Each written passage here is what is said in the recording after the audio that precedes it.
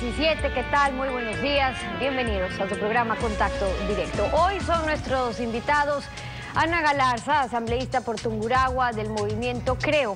Vamos a hablar sobre la mano extendida, la invitación al diálogo que ha ofrecido Alianza País con el presidente Lenín Moreno, cómo aterrizar ese diálogo en temas de interés nacional, lo vamos a conversar. También estará en nuestros estudios Augusto Espinosa, asambleísta nacional por Alianza País, para hablar sobre la implementación del dinero electrónico, una propuesta que no ha generado aún confianza en la ciudadanía, cuáles son algunos de los proyectos puntuales del oficialismo y es posible hacer reformas para blindar la dolarización, fortalecer la dolarización como se ha ofrecido, lo vamos a examinar. Además, hoy nos acompañará Ángel Gende, asambleísta por Santo Domingo de los Sáchilas, del movimiento Alianza Sáchila y miembro de la bancada que se integró, la cuarta bancada de minoría, de integración nacional. Vamos a hablar sobre el pedido de indultos, amnistías para cerca de 100 personas procesadas o detenidas tras protestas sociales durante este gobierno. Es la solicitud de varias organizaciones indígenas también. La apertura de Alianza País para analizar esta solicitud tiene también algunos señalamientos, los vamos a revisar. La actualidad, los protagonistas, el análisis y la información en Contacto Directo.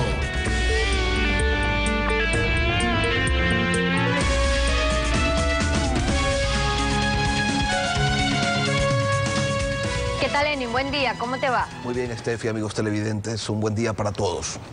A esta hora nos acompaña la psicóloga Ana Galarza, asambleísta electa en la provincia de Tungurahua por el movimiento Creo. Buenos días, asambleísta. Buenos días, Lenín. Buenos días a toda la ciudadanía que nos está acompañando en esta mañana. De lo observado en los primeros movimientos legislativos, ¿ustedes consideran que está realmente la mano extendida? ¿Se evidencia una voluntad de diálogo por parte del oficialismo? ¿Hay una conducta que apunta hacia la construcción de consensos? Estamos dispuestos a dialogar. Es importante que nuestro criterio sea tomado en cuenta. Representamos un importante porcentaje de la población que no votó en favor a Alianza País y además estamos en un estado dentro de la Asamblea Nacional en el cual se necesita consensuar con legisladores de parte de la oposición. Ya no existe una mayoría absoluta, estamos totalmente en apertura al diálogo, pero siempre y cuando sean tomados en cuenta nuestros argumentos. Nada es perfecto, todo es perfectible y juntos tenemos que construir ese Ecuador que como ecuatorianos merecemos. Ya tuvieron un primer impasse con la designación del vocal que le correspondía a su movimiento o a la alianza a la que usted pertenece, Creo Suma. No fue designado Guillermo Celi vocal del CAL, pero sí se acogió el nombre de Patricio Donoso. ¿Esto qué significa? ¿Hay realmente voluntad o la voluntad depende de si quieren o no en el oficialismo aquello que ustedes están proponiendo? Vamos a los hechos. Presidencia de la Asamblea Nacional, Alianza País. Primera vicepresidenta de la Asamblea Nacional, Alianza País. Segundo vicepresidente de la Asamblea Nacional, Alianza País. Primera vocalía del CAL, Alianza País. Segunda vocalía del CAL, Alianza País. Por derecho, las bancadas pueden mocionar candidatos a las vocalías del CAL. Nosotros mocionamos al abogado Guillermo Celi porque consideramos que es una persona capaz de representar a la altura en el Consejo de la Administración de la Legislatura. Sin embargo, no contamos con el apoyo de parte del oficialismo. Remitámonos también a los hechos dentro de las distintas comisiones permanentes que se desarrollan dentro de la Asamblea Nacional. Presidencias y vicepresidencias le corresponden a Alianza País. Estamos abiertos al diálogo. En verdad es una asamblea de puertas abiertas. Demostrémoslo con hechos, no solamente en el discurso. Más escépticos que optimistas, entonces. Yo considero que los 137 asambleístas que nos encontramos en la Asamblea Nacional sabemos el trabajo que tenemos que desarrollar, estamos dispuestos a aportar con lo mejor que tengamos, a dialogar, a tener un nivel de debate objetivo, no una oposición ciega, sino propositiva, pero es importante que se tomen en cuenta nuestros criterios. Ahora, del diálogo a los consensos hay una distancia amplia que resta por recorrer. El nuevo gobierno buscará viabilizar la implementación de sus misiones en un país con muchos problemas económicos. La oposición, por su parte, aspira a que se tomen medidas que apunten hacia la recuperación de la economía nacional. Al día de hoy, ustedes ya han encontrado, ya han definido el espacio en el que se cruzan estas dos aspiraciones como para construir un acuerdo de interés nacional. Estoy de acuerdo con usted, Lenin. Del diálogo a los consensos hay una brecha grande. No solamente basta permitir que un asambleísta de oposición tome la palabra y exponga sus ideas, sino que esas ideas, esos argumentos sean tomados en cuenta. Nada es perfecto y todo es perfectible, y nosotros buscamos generar leyes que garanticen el bienestar de todos los ecuatorianos. Por ejemplo, inmediatamente propondré presentaré una demanda de inconstitucionalidad sobre el Código de Entidades de Seguridad Ciudadana. También presentaré modificaciones, reformas a la Ley de Comunicación para que la misma no sea una ley mordaza, porque ustedes también, los comunicadores, nos ayudan a fiscalizar todo lo que se está llevando a cabo en el Estado ecuatoriano. Recordemos cómo salió a la luz los Panama Papers. Entonces nosotros tenemos que seguir construyendo este país que todos los ecuatorianos nos merecemos. ¿Y ustedes tienen la intención de darle un tiempo, un margen de espera al nuevo gobierno para ver si esa voluntad de diálogo pasa más allá del discurso, o desde el inicio van a decir, a ver, escúchenme, estas son mis propuestas, denle paso, demuestren que realmente quieren dialogar? El tiempo es ahora. No podemos esperar a mañana. Nosotros tenemos un electorado que ha confiado en nosotros, que espera que lleguemos a la Asamblea a hacer escuchar la voz de todos los sectores del pueblo ecuatoriano.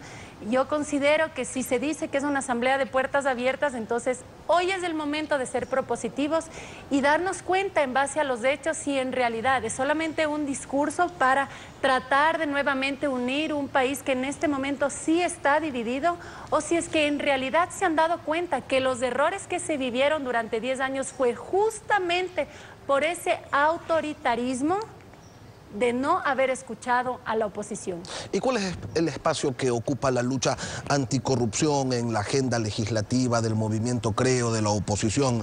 Se lo pregunto porque vemos una comisión de fiscalización con mayoría del oficialismo, en donde incluso se repite la misma presidenta del periodo anterior.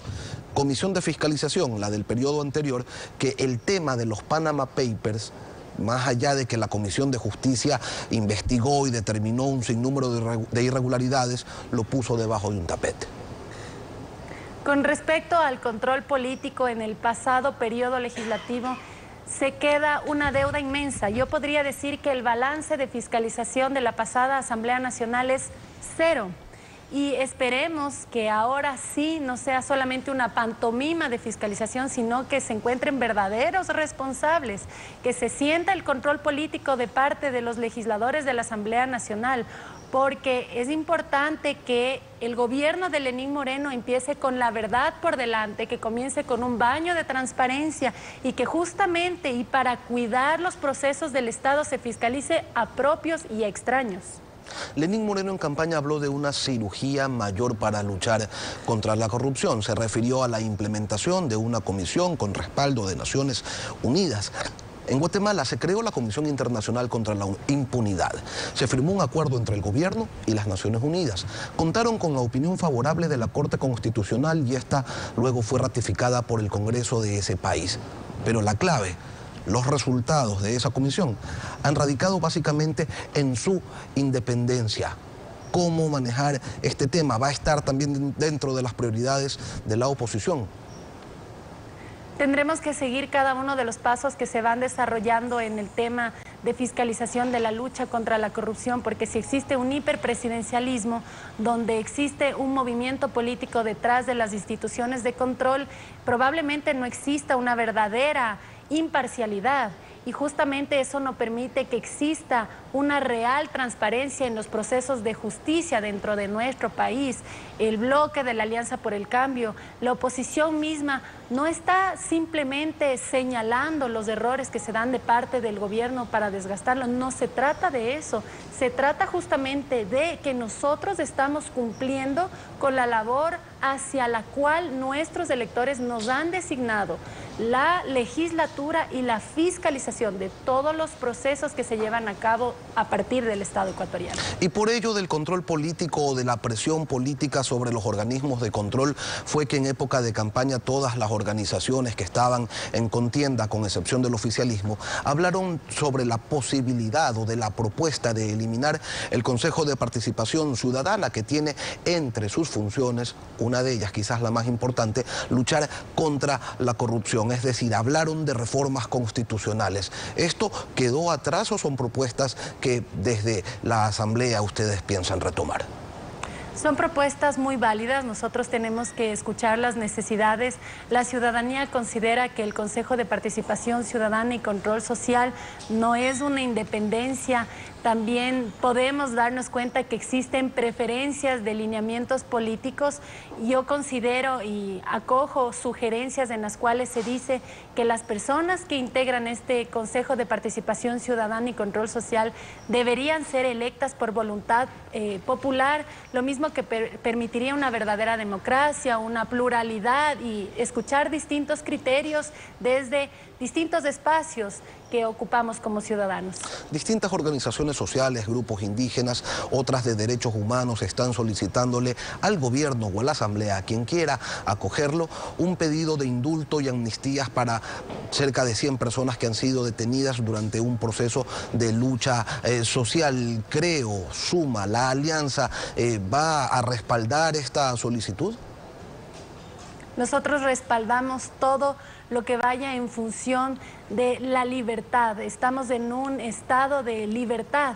Si es que hablamos de indultos y, por ejemplo, el presidente Correa indulta al gerente del banco COFIEC, ¿por qué no indulta también a Fernando Villavicencio, que es una de las personas que ha ayudado a transparentar toda esta podredumbre de la corrupción que se dio justamente en los sectores estratégicos? Así que nosotros tenemos que velar siempre por el bienestar de las libertades, con respeto que viene de parte de los ciudadanos. ¿Y el dinero electrónico tiene espacio en la agenda de la Alianza Creo Suma o sencillamente están cerrados a esa posibilidad? Se lo pregunto porque en algún momento algunos candidatos y hoy asambleístas de su organización decían: el dinero electrónico no es una cosa mala siempre y cuando lo maneje el sector privado. Entonces, ¿cuál va a ser la postura de aquí en adelante? Se mantiene la postura. Pero nosotros, como lo hemos manifestado, estamos abiertos al diálogo. Nosotros tenemos que escuchar los argumentos que vienen de parte del oficialismo, que es justamente ese sector el que argumenta la necesidad de empezar a utilizar dinero electrónico para robustecer la dolarización. Sin embargo, no queremos que ese dinero electrónico sea administrado por una institución del Estado que muchas veces ha pasado a ser una caja de préstamos ilimitados para el Estado ecuatoriano. Ana Galarza, asambleísta electa en la provincia de Tungurahua por el movimiento Creo. Gracias por acompañarnos esta mañana aquí en Contacto Directo. Muchísimas gracias, Len. Tiempo de una pausa. Cuando regresemos estará Augusto Espinosa, asambleísta nacional por Alianza País. La implementación del dinero electrónico debe ser acompañada de una camisa de fuerza que proteja la dolarización. Lo analizamos al volver. Quédese en nuestra sintonía. Los primeros 100 días deben ser despejados el mismo día en que la confrontación deja el poder y el diálogo lo inaugura. Lo escribe Alfredo Pino Argote en la revista Vistazo, que ya está en circulación.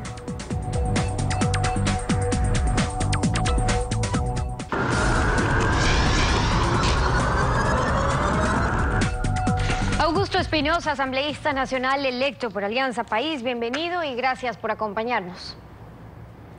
Buenos días, Stephanie, un gusto estar con ustedes. Buenos días. Ayer el presidente electo se reunió con representantes de la banca privada, de la Asociación de Bancos Privados. Hablaron también de la importancia del fortalecimiento de la dolarización. Y a propósito de eso, ahondemos en algunos temas, porque en los últimos días pues, han surgido reacciones también por el impulso que se insiste en dar al uso del dinero electrónico. Y usted ha argumentado que es una buena herramienta de pago, que el dinero electrónico facilita también la velocidad del dinero, entre otras cosas. Y sobre eso escuchemos lo que nos dijo aquí el exministro Jorge Gallardo. La velocidad del dinero viene relacionado con un concepto por el cual un dólar que circula en la economía, ¿cuántas veces da la vuelta en un periodo de un año, por ejemplo, para adquirir bienes y servicios? En el Ecuador, del año 2007 hasta el 2016, la velocidad del dinero ha caído de 7,12 a 4,5. Es decir, ha habido una disminución en la velocidad de circulación del dinero. ¿Y por qué? Si uno toma la relación aritmética del Producto Interno Bruto dividido por la oferta monetaria, se puede llegar a la conclusión de que la oferta monetaria ha crecido mucho más rápido que el Producto Interno Bruto. ¿Debido a cuáles factores? Primero, pues, por el alza del precio del petróleo, que inyectó liquidez en la economía, y luego al endeudamiento agresivo de los últimos años, que permitió que la oferta monetaria crezca. Y eso, a su vez, permitió a la banca aumentar el crédito, y estos tres factores hicieron que el denominador de la relación crezca más rápido que el Producto Interno Bruto, el cual en los últimos años no solamente que no ha crecido, sino que se ha estancado y ha decrecido. ¿Y qué eso pasa con la velocidad del dinero? ¿Qué observaciones tiene, asambleísta, usted sobre eso? Lo primero, Stephanie, yo creo que es importante que ya dejemos de lado la especulación en relación a la dolarización.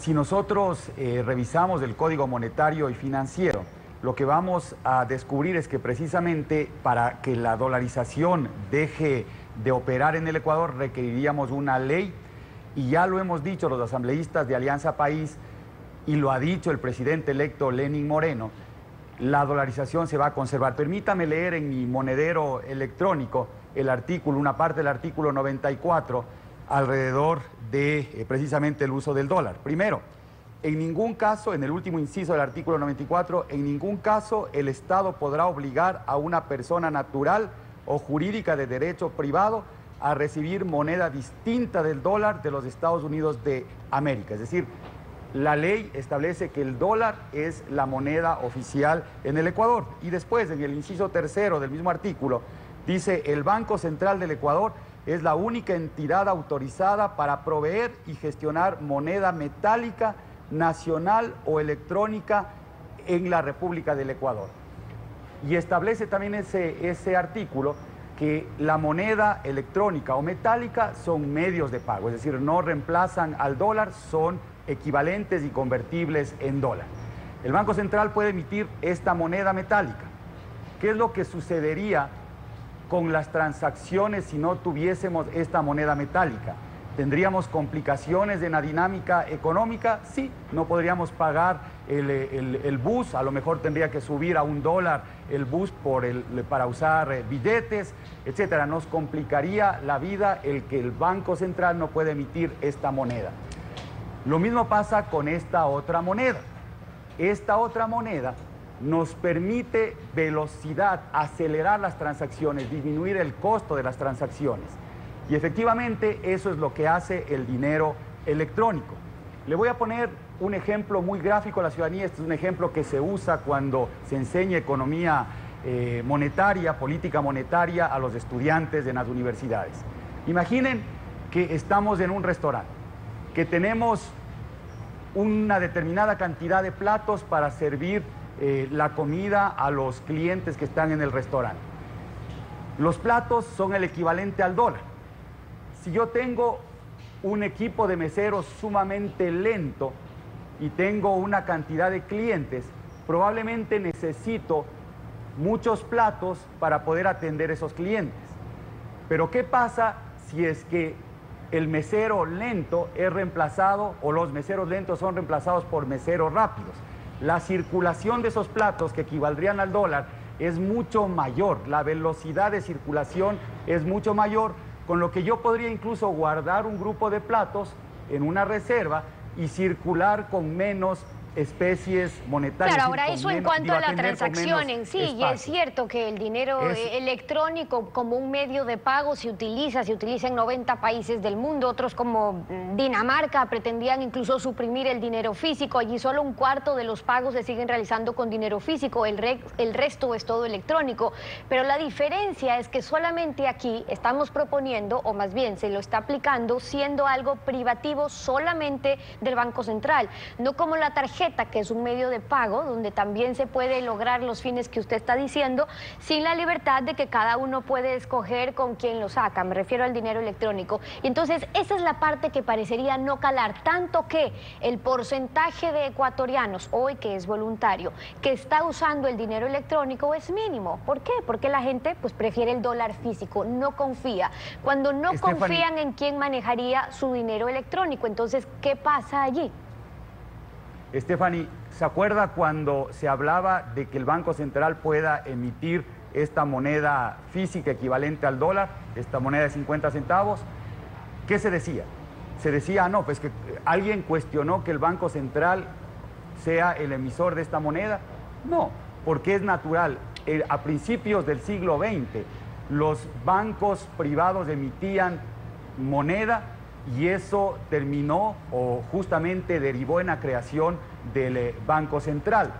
No hay ningún problema con que el Banco Central sea el emisor de la moneda electrónica, porque la ley también garantiza que esa moneda está respaldada por los activos líquidos, es equivalente al dólar.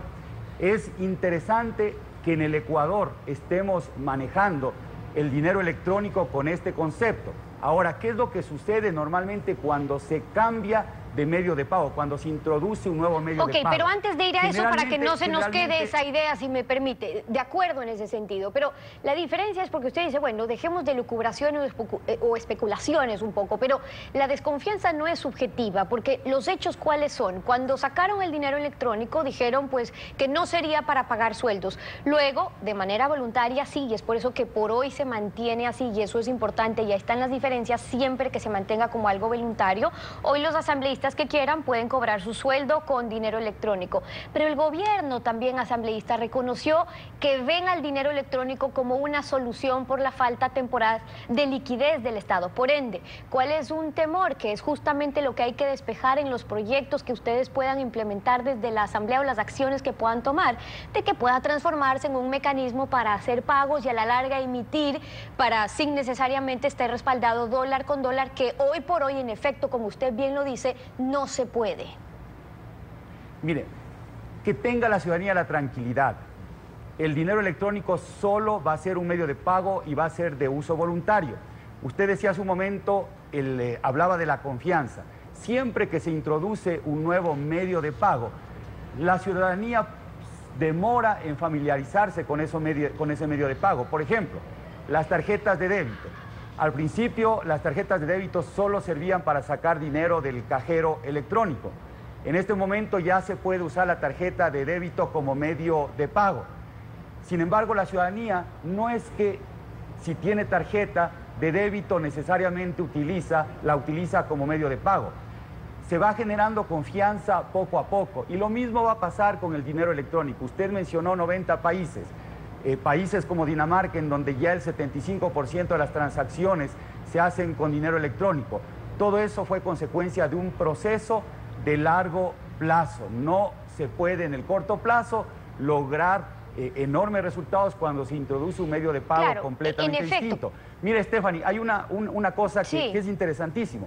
Yo tengo aquí ya ahorrado alrededor de $150, porque todo lo que yo pago con tarjeta de crédito, después me devuelve el SRI a mi cuenta de dinero electrónico y tengo ya $150 en ahorro en dinero electrónico. Eso me sirve para algunas transacciones y poco a poco lo comienzo a usar. Claro, pero fíjese usted en ese mismo ejemplo.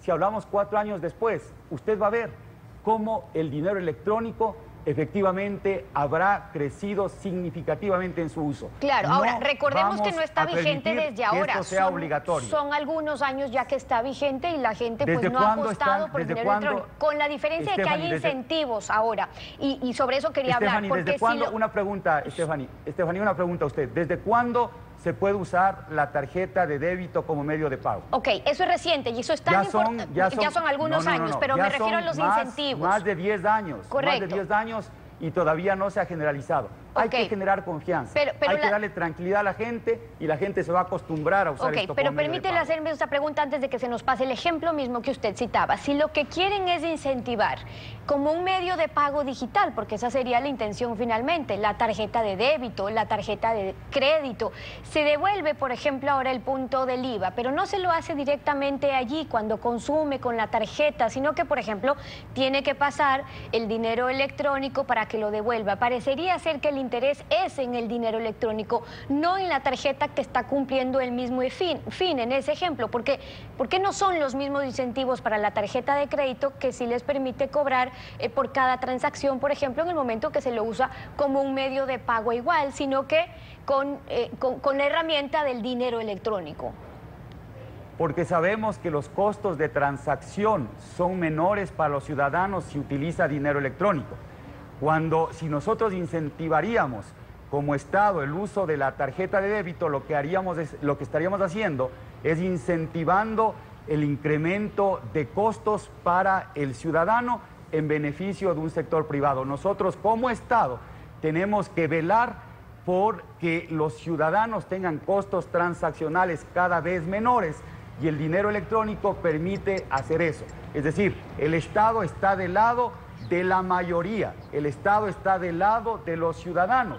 El negocio privado tiene que ser cuidado por los banqueros privados y ellos son los que tienen que promover a través de incentivos, programas de marketing, el uso de sus instrumentos como tarjetas de crédito o tarjetas de débito. Claro, a nosotros nos corresponde velar por que los ciudadanos tengan costos transaccionales cada vez menores. Ahí están las diferencias sustanciales en el empleo que se le da, al uso que se le da al dinero electrónico aquí y en otros países, y es justamente lo que van a tener que discutir ahora con las distintas posiciones que hay en los sectores también, desde la misma banca como se han reunido ayer. Pero, por ejemplo, si se quiere dejar en claro que esto jamás va a servir, por ejemplo, para pagar sueldos al sector público, porque no se pueda saber si está respaldado dólar por dólar, sino que simplemente se empieza a utilizar como un medio de pago no necesariamente respaldado, hay mecanismos para que de formas expresas se pueda establecer, le pregunto, que el Banco Central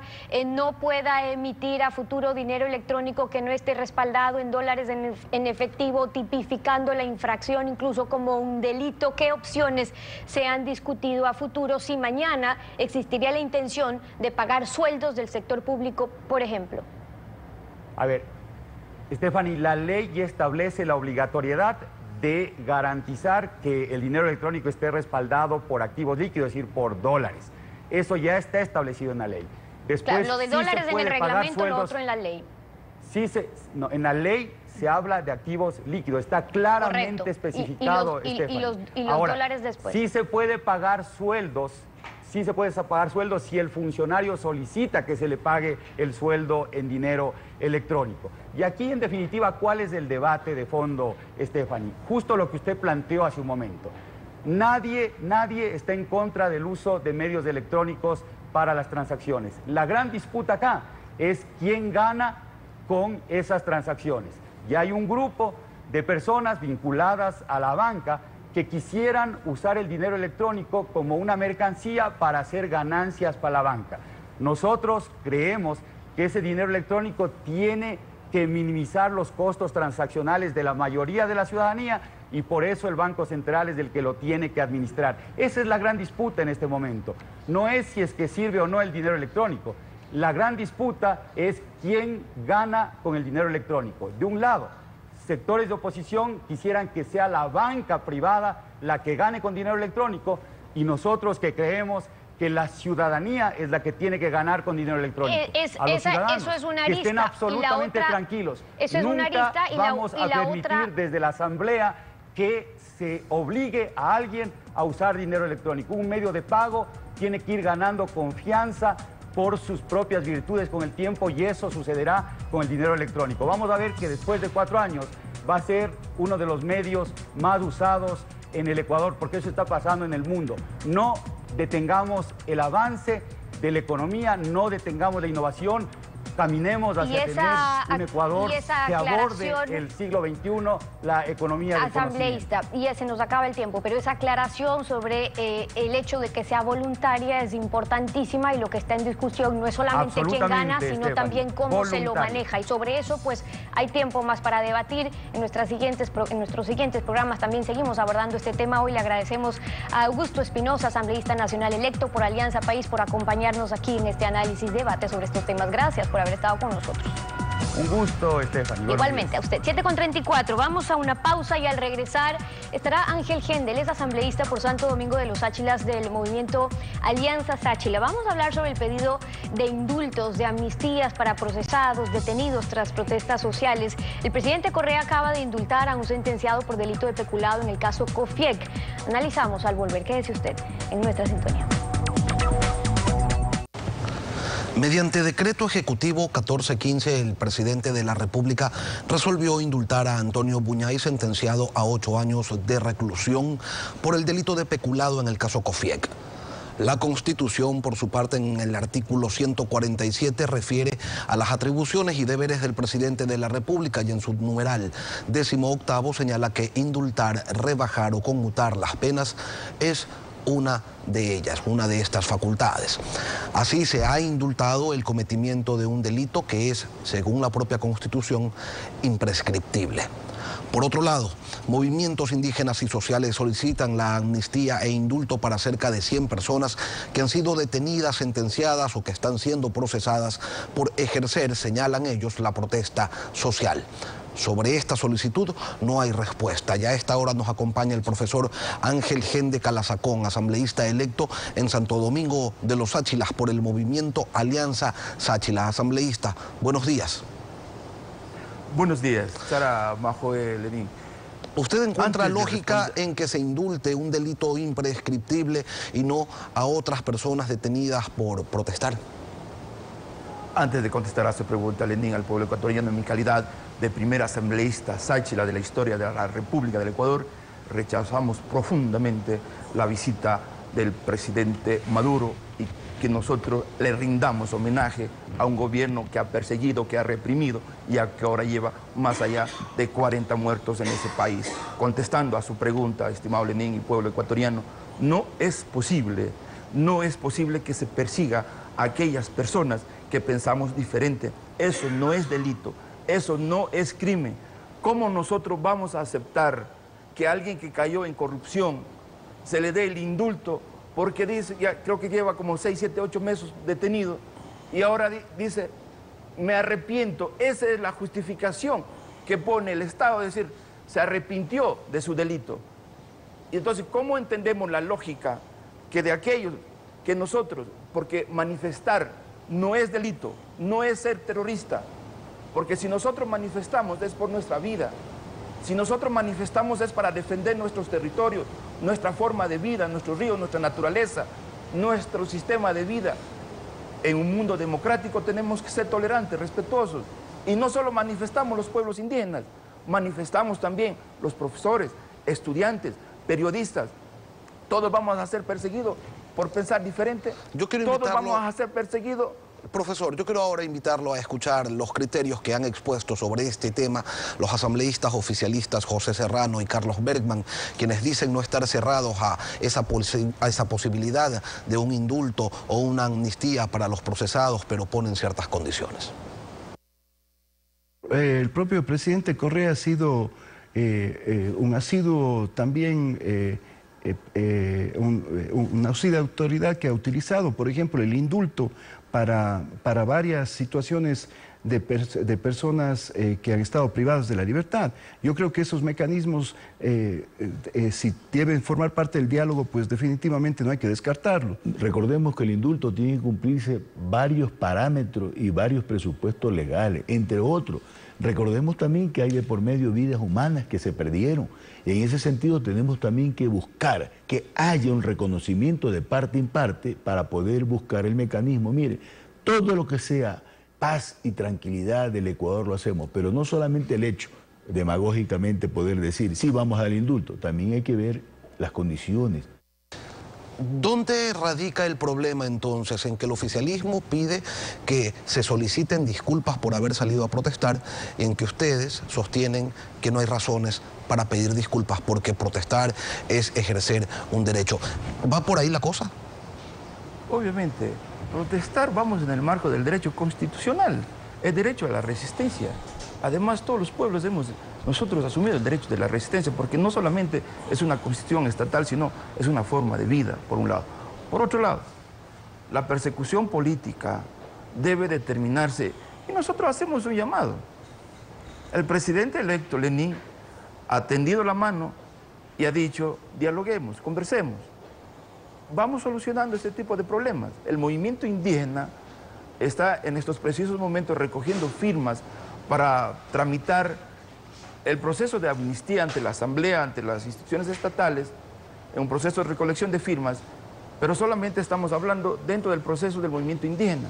Aquí en nuestro país no solamente hay compañeros indígenas que están siendo procesados, que están siendo sentenciados en este momento, no solamente indígenas, sino también, como lo dije antes, hay periodistas, el caso de Clever Jiménez, por ejemplo.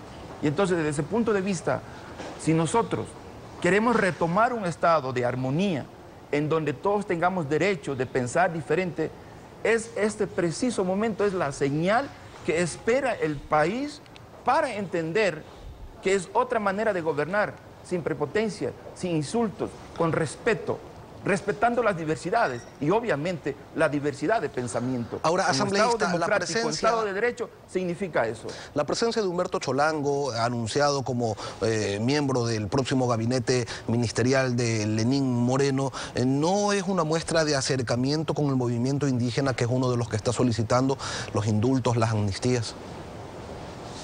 En un estado de contexto, nuestro estado, que es el estado plurinacional, en donde todos los ecuatorianos tenemos derecho al trabajo, el compañero Cholango podrá prestar sus servicios profesionales de manera particular. Eso no quiere decir que haya un entendimiento con el movimiento indígena de ninguna manera. Él estará a título personal y justamente esto se revisará el 10 de junio en la Amazonía, donde el movimiento indígena tendrá pues una asamblea a nivel nacional para analizar este tipo de situaciones. Pero hay que separar las cosas de un servicio que haga el señor Cholango con la posición histórica y digna que siempre ha sido el movimiento indígena. En ese contexto, pues, sabrá responder en su momento el señor Cholango. Usted habló de una recolección de firmas. ¿Cuál va a ser el procedimiento? ¿Van a pedirle una reunión a Lenín Moreno para entregárselas o van a tramitarlo por vía legislativa, ya que son esas las dos opciones para obtener una conmutación de las penas? Así es. Así es. En primer lugar, las firmas como un proceso de reivindicación hacia el derecho de los pueblos, no solamente de los pueblos indígenas. Aparte de recoger las firmas, lo que nosotros vamos a viabilizar desde la Asamblea, en verdad, estamos en el Consejo de Participación Ciudadana y mucho más como asambleístas, proceder inmediatamente a recolectar las firmas y también conminar para que se trate de conformar una comisión internacional, porque no confiamos hasta ahora en el sistema de justicia ecuatoriano, que esté compuesto por las Naciones Unidas, por la Comisión Interamericana de Derechos Humanos, de manera imparcial resolver los casos de persecución política que hay en nuestro país. Y eso nosotros vamos a impulsar desde la Asamblea con nuestro bloque que tenemos de la bancada al interior de nuestra Asamblea Nacional. Ángel Gende Calazacón, asambleísta electo en Santo Domingo de los Sáchilas por el movimiento Alianza Sáchila. Gracias por acompañarnos esta mañana. A usted, Lenín. Muchas gracias. Concluimos así esta emisión de Contacto Directo. Los esperamos el lunes. Por cierto, Lenín, yo estaré ausente unos días de la próxima semana. Vuelvo la siguiente. Después de esta nos volveremos a encontrar y contigo la próxima semana en Contacto Directo. Será hasta entonces. Buenos días.